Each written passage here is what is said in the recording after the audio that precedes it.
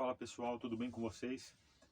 Nesse vídeo eu vou estar falando sobre a nossa verdadeira vida, né? Acredito que o tema desse vídeo ele seja um pouco sensível, né? Mas que a gente precisa parar para refletir, né? E começar a mudar a nossa forma de pensar sobre a vida após a morte. Beleza? Então bora lá começar o vídeo.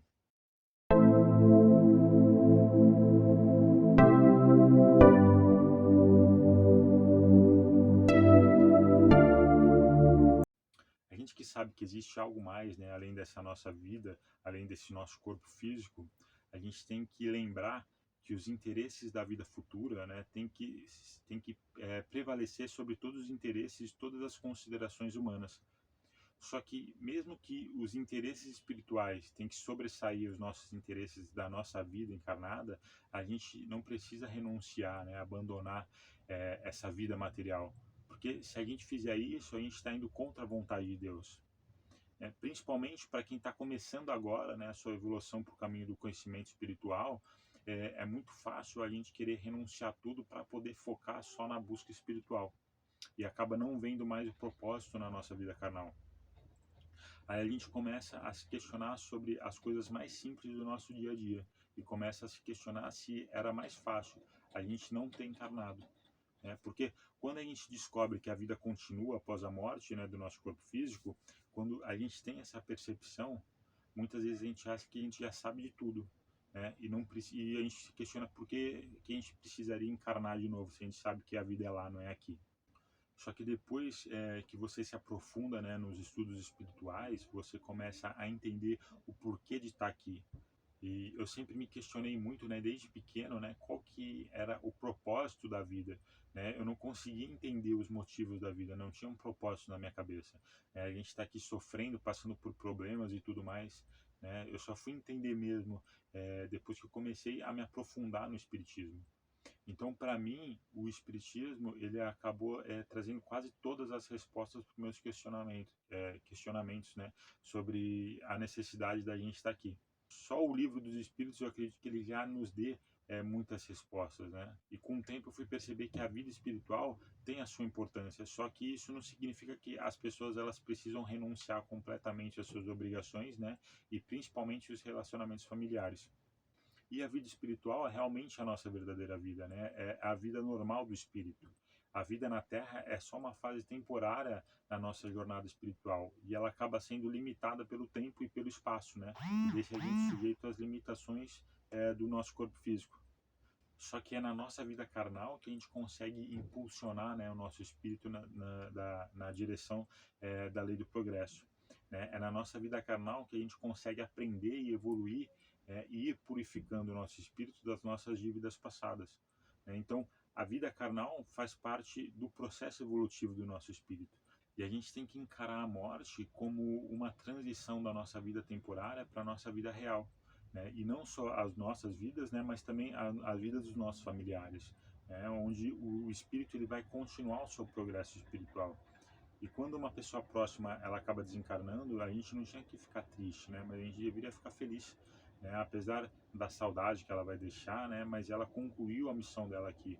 O espírito dela não precisa mais estar preso na carne, né? O espírito ele está livre de novo. Mas a gente acaba sendo tão egoísta que tudo que a gente ama, a gente gostaria que ficasse com a gente eternamente. Né? No velório a gente tinha que estar fazendo uma festa, né? Não ficar todo mundo chorando em volta do caixão. Isso aí faz mal tanto para o espírito que desencarnou e faz mal para a gente, né? A gente cria um pensamento que joga a gente para baixo, né? Que acaba até atraindo espíritos depressivos, né? Espíritos obsessores.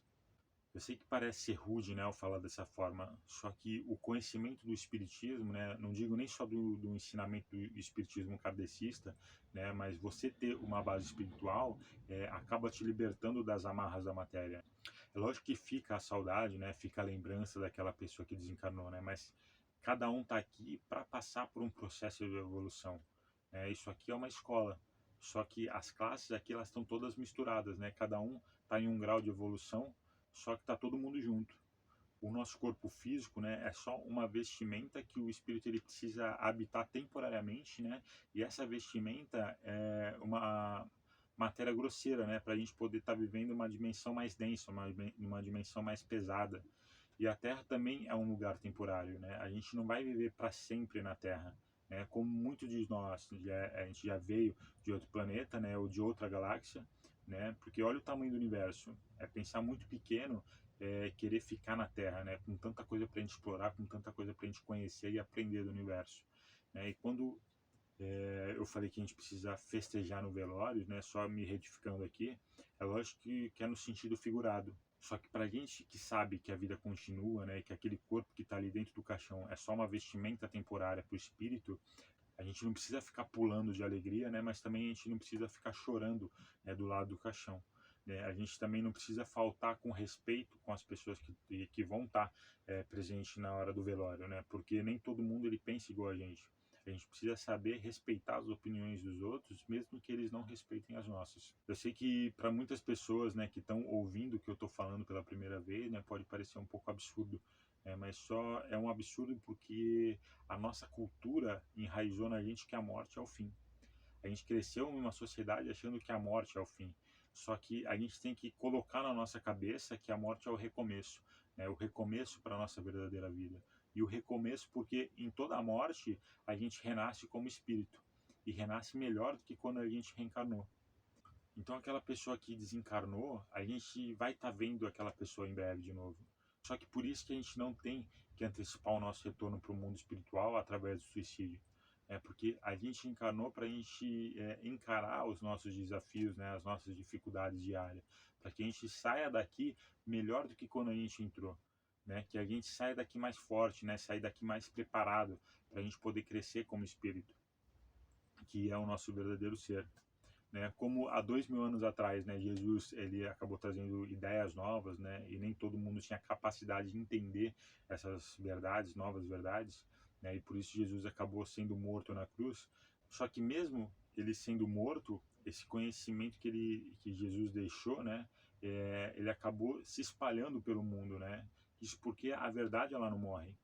As pessoas elas percebem que as crenças daquela época eram vazias, né? E esse novo conhecimento que Jesus acabou trazendo encheu a alma dessas pessoas, né? E fez com que a verdade ela se espalhasse pelo mundo. E antes de Jesus veio Sócrates, né? 5 séculos antes, né? Com uma doutrina que até certo ponto era parecida com a de Cristo. Só que por que a de Cristo ela se espalhou pelo mundo e a de Sócrates não? Né? Porque a missão de Sócrates era abrir caminho para Jesus, né? Porque ainda não tinha chegado o momento certo, né? De fazer é, de fazer essa divulgação da nova verdade, né? As pessoas elas ainda não estavam prontas para compreender a verdade. E aí Sócrates então veio preparar essas pessoas para a época de Jesus. E na época de Jesus, apesar das pessoas, né, estarem mais evoluídas do que na época de Sócrates, elas ainda não estavam prontas para compreender toda a verdade. Por isso que o próprio Jesus ele falou que iria mandar o Espírito de verdade para poder ensinar toda a verdade. Né? A gente não está aqui rebaixando Jesus, né, por causa disso, só que Jesus sabia que a gente não estava pronto para entender toda a verdade daquela época. O ser humano não tinha capacidade. Né? Se hoje, há 2000 anos depois, a gente ainda não está preparado, imagine naquela época.